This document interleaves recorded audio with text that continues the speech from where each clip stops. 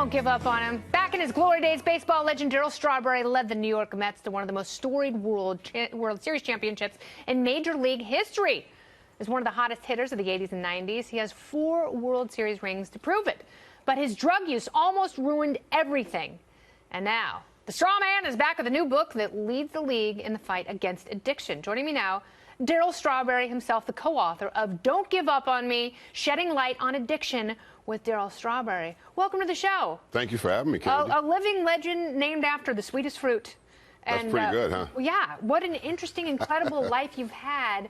And I love tales of people who have redeemed themselves, who have been through it, who were able to pick themselves up and then teach people how to get out of the darkness. When did you first know that you were addicted to something that you had put in your body?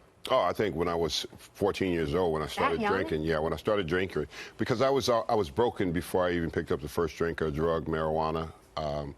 My father was an alcoholic, and he beat me and said I'd never amount to nothing. So when the separation came from him leaving, I became already that person at an early age. And it just never showed, because, see, my pain that I was in led me to my greatness. Yeah. And my greatness will eventually lead me to my destructive behavior. See, that's what I think what a lot of parents struggle with, is because there's that thing within you, right, that perfect kernel that allows for greatness.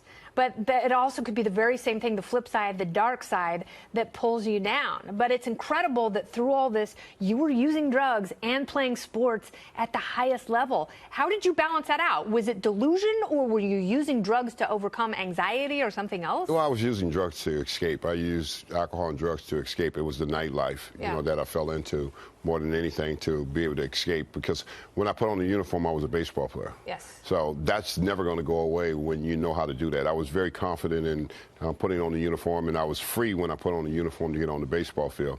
But when I was off the field, I didn't know how to be a man, because I was never taught. I didn't have a father figure in my life, so it was hard. My mother raised 5 of us, so I had to learn on my own what it is like to be a man, the challenges, and being able to trust myself, and being able to walk in right doors, but I didn't walk in the right doors. I walked in all the wrong doors. Yeah, and you say a lot of that is not expressing your feelings, not talking about, and that's why you write the book with a neuropsychiatrist and a psychologist and several other mental health professionals, because that was so important for you to overcome that darkness. So, and you tell kids, and it's interesting, you tell kids don't quit. No. And that's another thing that parents struggle with. Like, you know, when do you pull your kids back, and how did you not get sucked up into the dark side? Well, I think for parents, if they have to get back to the table and talk about real things, we have to talk about faith, and we have to educate our kids about drugs. Yeah. We have to talk about prescription drugs.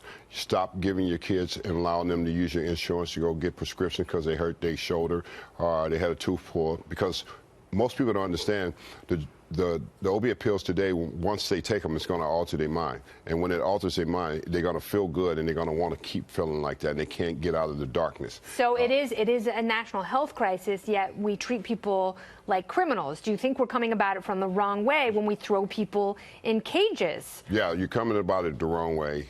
There's no education, and I think too many people at the top are talking about addiction, they're talking about opiates and talking about heroin.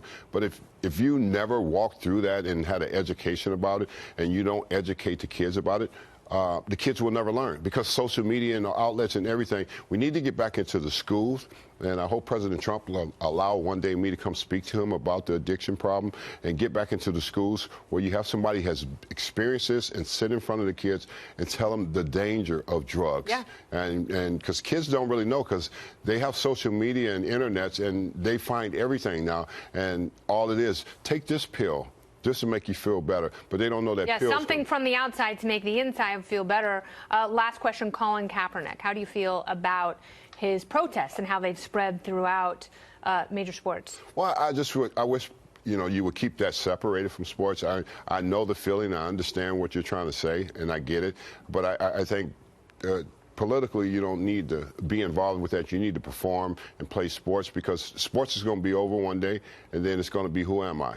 Am I going to go around protesting, or am I going to go around making a difference? We can make a difference by not falling into the trap of that, and I think he can make a difference. I think he means well. I think he's a nice guy, but I just think everybody's going to really take it over the top because he plays sports. All right, and this is a great country that has afforded you the opportunity to make a difference, and this second act of your career is phenomenal, and you're really out there truly helping people. Yeah, it's about people, and that's why I wrote the book, and they can go to sheddinglightonaddiction.com. Yep. It's for people, it's to help people, it's to educate people, so don't give up on anyone, because you never know what's going to happen. Don't give up on me. Darryl Strawberry. There it is, right there. He didn't give up. Don't give up on yourself either. Darryl, thank you so much. Thanks for having me. You're awesome. I appreciate it. All right, you too. Great talking to you. Thanks.